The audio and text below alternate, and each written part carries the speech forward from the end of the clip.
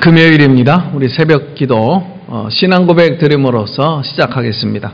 나는 전능하신 아버지 하나님 천지의 창조주를 믿습니다. 나는 그의 유일하신 아들 우리 주 예수 그리스도를 믿습니다. 그는 성령으로 잉태되어 동정녀 마리아에게서 나시고 본디오 빌라도에게 고난을 받아 십자가에 못 박혀 죽으시고 장사된 지 사흘 만에 죽은 자 가운데서 다시 살아나셨으며 하늘에 오르시어 전능하신 아버지 하나님 우편에 앉아 계시다가 거기로부터 살아있는 자와 죽은 자를 심판하러 오십니다. 나는 성령을 믿으며 거룩한 공교회와 성도의 교제와 죄를 용서받는 것과 몸의 부활과 영생을 믿습니다. 아멘. 우리 찬송 370장입니다. 370장. 주 안에 있는 나에게 딴 근심 있으랴. 십자가 밑에 나가 내 짐을 풀었네. 주님을 찬송하면서 할렐루야 할렐루야. 내 앞길 멀고 험해도 나 주님만 따라가리. 그 두려움이 변하여 내 기도 되었고 전날의 한숨 변하여 내 노래 되었네. 주님을 찬송하면서 할렐루야 할렐루야. 내 앞길 멀고 험해도 나 주님만 따라가리. 내 주는 자비하셔서 늘 함께 계시고 내 궁핍함을 아시고 늘 채워주시네. 주님을 찬송하면서 할렐루야 할렐루야 내 앞길 멀고 험해도 나 주님만 따라가리 내 주와 맺은 언약은 영불변하시니 그 나라 가기까지는 늘 보호하시네 주님을 찬송하면서 할렐루야 할렐루야 내 앞길 멀고 험해도 나 주님만 따라가리. 아멘. 우리 말씀을 보도록 하겠습니다. 사무엘상 8장 우리 사무엘상 8장 우리 10절서부터 22절까지 말씀입니다. 사무엘상 8장 10절서부터 같이 말씀을 읽어 내려갑니다. 사무엘이 왕을 요구하는 백성에게 여호와의 모든 말씀을 말하여 이르되 너희를 다스릴 왕의 제도는 이러하니라. 그가 너희 아들들을 데려다가 그의 병거와 말을 어거하게 하리니 그들이 그 병거 앞에서 달릴 것이며 그가 또 너희의 아들들을 1000부장과 그리고 50부장을 삼을 것이며 자기 밭을 갈게 하고 자기 추수를 하게 할 것이며 자기 무기와 병거의 장비도 만들게 할 것이며 그가 또 너희의 딸들을 데려다가 향료 만드는 자와 요리하는 자와 떡 굽는 자로 삼을 것이며 그가 또 너희의 밭과 포도원과 감난원에서 제일 좋은 것을 가져다가 자기 신하들에게 줄 것이며 그가 또 너희의 곡식과 포도원 소산의 11조를 거두어 자기의 관리와 신하에게 줄 것이며 그가 또 너희의 노비와 가장 아름다운 소년과 나귀들을 끌어다가 자기 일을 시킬 것이며 너희의 양떼의 10분의 1을 거두어 가리니 너희가 그의 종이 될 것이라. 그날에 너희는 너희가 택한 왕으로 말미암아 부르짖되 그날에 여호와께서 너희에게 응답하지 아니하시리라 하니 백성이 사무엘의 말 듣기를 거절하여 이르되 아니로소이다. 우리도 우리 왕이 있어야 하리니 우리도 다른 나라들 같이 되어 우리의 왕이 우리를 다스리며 우리 앞에 나아가서 우리의 싸움을 싸워야 할 것이니이다 하는지라. 사무엘이 백성의 말을 다 듣고 여호와께 아뢰매 여호와께서 사무엘에게 이르시되 그들의 말을 들어 왕을 세우라 하시니 사무엘이 이스라엘 사람들에게 이르되 너희는 각기 성읍으로 돌아가라 하니라. 아멘. 오늘 우리가 전체적으로 어제 오늘 읽은 이 사무엘상 8장은 굉장히 대단히 중요한 장입니다. 왜냐하면 신정 정치에서 왕정 정치로 넘어가는 배경을 설명하는 장이 되기 때문에 그렇습니다. 자, 이 장에서 가장 많이 나오는 단어 말씀드렸었죠. 왕. 이 왕이라고 하는 단어로 10번가량 나오기 때문에 이 장에 대해서 왕장이라고 하는 별명을 붙일 수가 있어요. 자, 2절 말씀 보면 당시 사무엘의 두 아들로서 사사가 되어진 그 요엘과 또 야비야가 뇌물을 먹고 잘못된 판결을 하게 되어지니까 백성들은 생각하게 되어진 거예요. 이제 이 사사 제도가 지겹다, 싱겁다, 왕을 달라 이렇게 요구하자 그래서 백성의 모든 장로들이 사무엘에게 찾아와서 우리에게 왕을 주옵소서라고 요구했을 때 어제 말씀드렸죠. 6절 보게 되어지면 사무엘은 백성들이 자신을 버린 것 같아 섭섭해했지만 장로들과 다투지 않고 기도하잖아요. 사무엘의 가장 위대한 지도력은 어디서 나왔느냐? 바로 어떤 문제가 있을 때마다 어려운 문제 앞에서 낙심하지 않은 게 아니라 기도로 풀어가는 거예요. 그래서 여러분 위대한 지도력은 그의 기도에서 나온 겁니다. 자, 기도가 끝난 후에 하나님은 사무엘에게 7절이죠. 7절 백성들이 너를 버린 것이 아니라 나를 버린 것이다 라고 하는 위로의 음성을 들려주신 후에 그들의 말을 들어주라고 명령합니다.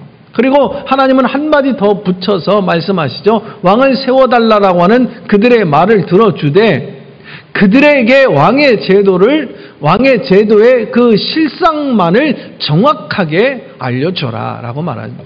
그래서 사무엘이 백성들에게 왕의 제도에 대해서 설명하고 있는 말씀이 오늘 본문 읽은 11절에서 18절까지의 말씀이에요. 이 말씀에서 가장 많이 나오는 단어가 무엇인지 읽으시면서 한번 확인 또 체크해 보셨습니까? 자기라고 하는 단어입니다. 자, 본문 12절 말씀, 12절 같이 한번 우리 읽어볼까요? 시작. 그가 또 너희의 아들들을 1000부장과 50부장을 삼을 것이며 자기 밭을 갈게 하고 자기 추수를 하게 할 것이며 자기 무기와 병거의 장비도 만들게 할 것이며.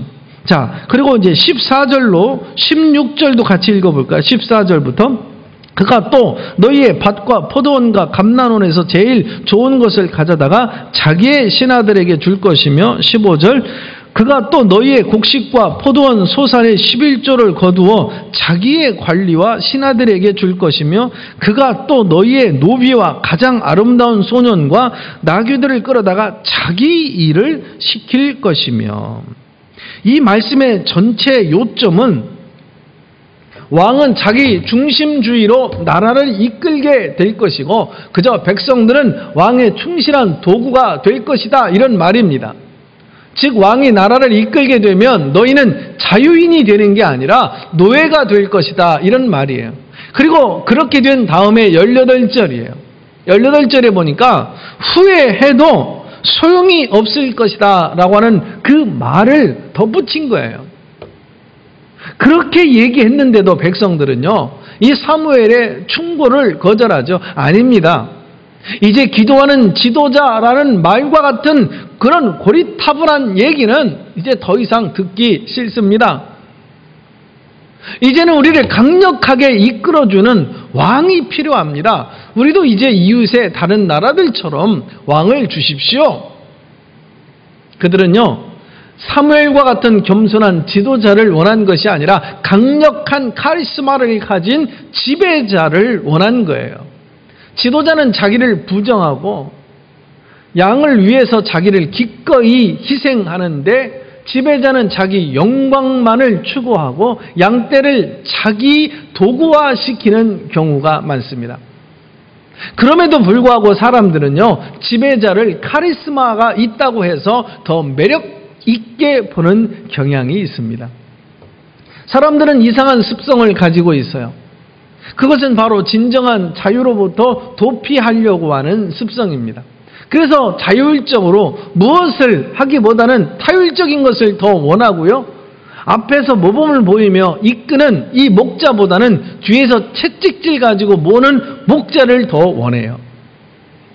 지도자는요, 앞에 있어야지 뒤에 있어서는 안 되는 거예요.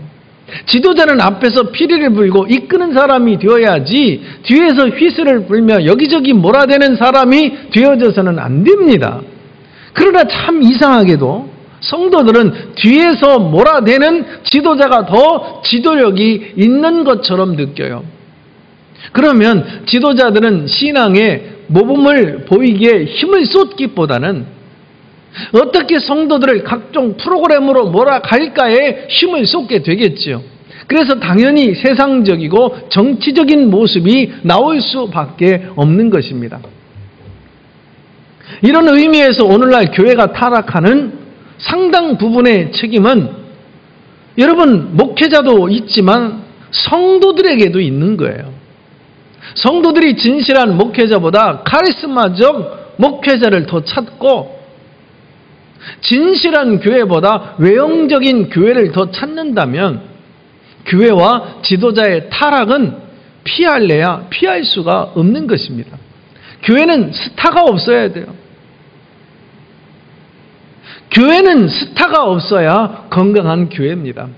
교회 리더는 스타 기질을 버려야 되는 겁니다. 드러난 스타는 적고 숨은 스타가 많은 교회가 건강한 교회고 하나님 기뻐하시는 교회라고 생각합니다. 오늘날에도 자세히 보면 많은 그 성도들이 하나님을 찾는 것이 아니라 왕을 찾고 있습니다. 우리는 교회가 진정 바른 길로 가기를 원한다면 지도자 탓을 하기 전에 먼저 나 자신이 바른 것을 추구하고 있는지를 좀 돌아봐야 합니다. 우리는 왕을 찾지 말고요, 하나님을 찾아야 됩니다. 성도들이 왕을 찾지 않고 진정 하나님을 찾는 진정한 신앙을 회복할 때 교회도 따라서 회복이 되어지게 될 것입니다. 우리가 사는 길은 왕을 추구하려고 하는 인간적 본성을 멀리하고 진정으로 하나님을 추구하는 길에 있는 것이죠. 그래서 솔로몬은 시편 127편 1절로 2절에서 여호와께서 집을 세우지 아니하시면 세우는 자의 수고가 헛되며 여호와께서 성을 지키지 아니하시면 파수꾼의 경성함이 헛사로다. 너희가 일찍 일어나고 늦게 누우며 수고의 떡을 먹음이 헛되도다 라고 했습니다.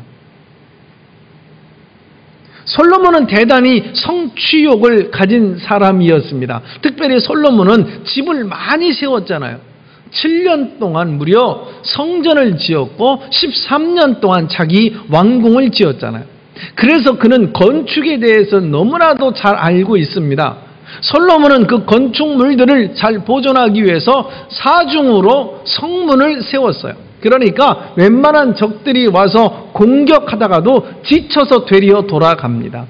그러나 솔로몬은 그래도 하나님이 지켜주시지 않으면 성물이 아무리 견고하고 튼튼하다고 할지라도 허사이고 파수꾼이 아무리 잘 지켜도 허사다라고 말을 합니다. 하나님이 그 중심에 없는 사람의 그 모든 애씀과 수고, 땀 흘림은 결국 좌절로 끝날 수밖에 없습니다. 자기가 주인이 되어져서 사는 사람에게 주어지는 것은 평안이 아니고 애쓰고 땀 흘려 수고하고도 아무 열매가 없는 고통입니다. 그렇게 사는 사람들이 얼마나 많습니까? 스타워즈로 유명해진 영화감독 조지 루카스는 억만장자가 되었지만 자서전에서 이렇게 말을 했어요. 나는 쉴 줄도 모르고 열심히 성공을 위해서 달렸다. 그처럼 억만장자가 되기 위해서 모든 것을 바쳤지만 그 결과 나는 아내도 잃었고 자녀도 잃었고 지금도 이렇게 비참하게 살고 있다. 자기가 자기 인생의 주인이 되면 모든 수고는 결국 좌절과 실패로 끝나게 될 것입니다. 우리는 역사상 가장 큰 성공을 이룬 이 솔로몬 왕의 이 말을 진지하게 귀담아 들어볼 필요가 있는 거죠.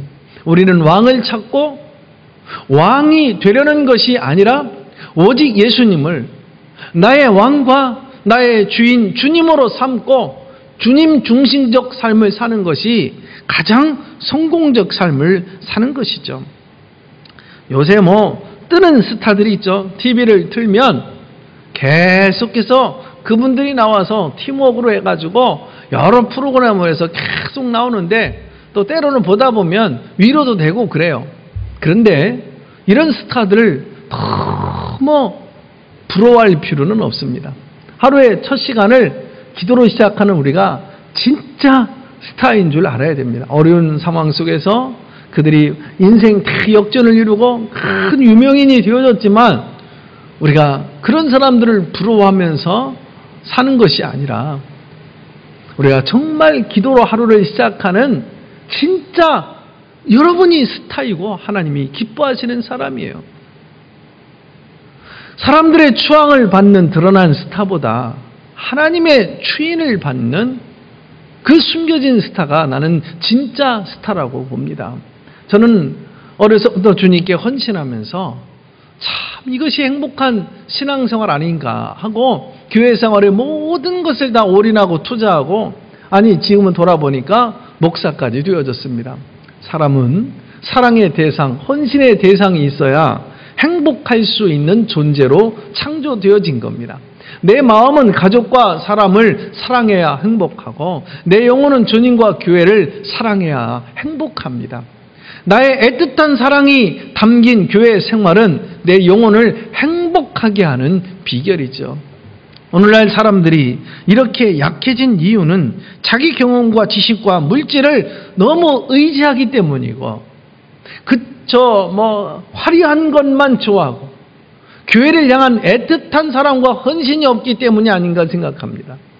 하나님을 삶의 중심에 모시지 않고 살고, 헌신을 외면하면서 살면 문제는 자꾸 꼬여지고, 점점 여러분 틀어진 삶들이 많아지고, 결국 길이 막혀요.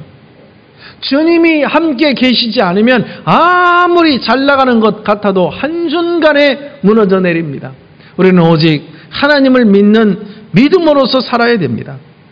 그래서 주님이 우리와 함께 하시면 오늘도 원수 마귀는 한 길로 왔다가 7길로 물러나가게 될 줄로 믿습니다. 우리가 자동차를 운전할 때도 사실상 주님이 우리의 운전대를 붙잡아 주셔야 되잖아요. 지난 주간에는 우리 암흑의 성도님이 이렇게 정말 출근하는 길인데 커다란 큰 트럭이 그냥 정상적으로 달려가는 우리 교인을 옆을 그 운전석과 뒤에 그 딸이 타고 있는 그 여러분 뒷좌석을 쳐서 하마터면 정말 큰일 날 뻔했어요. 하나님의 보호하심과 특별한 은혜였는데 지금 병원에서 이제 다 퇴원하고 회복하는 과정 가운데 있지만 여러분 한순간이에요. 우리 일생에 주님이 한순간에도 지켜주시고 도와주시지 아니하면 큰 어려움을 당할 수밖에 없는 게 우리예요. 저도 그렇고 여러분도 그래요. 우리가 자녀를 길러도 결국 주님이 우리 자녀를 길러주셔야 잘 자라나게 될 줄로 믿습니다. 우리의 행복은 전적으로 주님의 은혜에 달려 있어요. 항상 주님 중심적 삶을 통해서 그래서 여러분의 행복한 인생을 엮어가시고 주님을 중심에 모시고 오늘도 그 주님과 함께하면서 그렇게 여러분의 인생을 꾸려나가시기를 주님의 이름으로 축원합니다. 기도하겠습니다. 주님, 우리가 어떤 상황에 처하든지 어떤 형편에 있든지 내 경험, 내 지식, 내 물질, 사람을 의지하지 않게 하여 주시옵소서. 정말 하나님 아버지 군림하려고 하는 지배자가 아니라 헌신하고 겸손한 지도자가 되기 위해 하나님 자신을 잘 다스리는 그런 기도할 수 있는 자가 되게 하시고 날마다 하나님을 찾고 하나님의 삶을 중심에 모시고 순수한 헌신과 충성을 드릴 때 주님이 날마다 우리의 삶을 지키시고 다스리시고 함께 하시는 그런 주님 중심적, 하나님 중심적 삶을 통해 행복한 인생을 열어가는 복된 하루가 되도록 축복하여 주시옵소서. 예수님의 이름으로 기도합니다. 아멘. 주님 가르쳐 준 기도를 드립니다. 하늘에 계신 우리 아버지, 아버지의 이름을 거룩하게 하시며 아버지의 나라가 오게 하시며 아버지의 뜻이 하늘에서와 같이 땅에서도 이루어지게 하소서. 오늘 우리에게 일용할 양식을 주시고 우리가 우리에게 잘못한 사람을 용서하여 준 것 같이 우리의 죄를 용서하여 주시고 우리를 시험에 빠지지 않게 하시고 악에서 구하소서. 나라와 권능과 영광이 영원히 아버지의 것입니다. 아멘. 오늘도 말씀 붙들고 함께 기도하며 나가며 오늘 저녁에 금요 성령 집회에 모두 다 참여하셔서 말씀과 기도와 성령으로 충만하게 다시 한번 회복하는, 다시 한번 일어서는 우리 재단 되시길 바라고 8시 30분 성전에서 함께 뵈고요. 또 특별한 상황에 못 오신 분은 가정에서 8시 20분 이렇게 온라인으로 송출합니다. 오늘 금요 성령 집회에서 다시 뵙도록 하겠습니다. 다 같이 기도하겠습니다.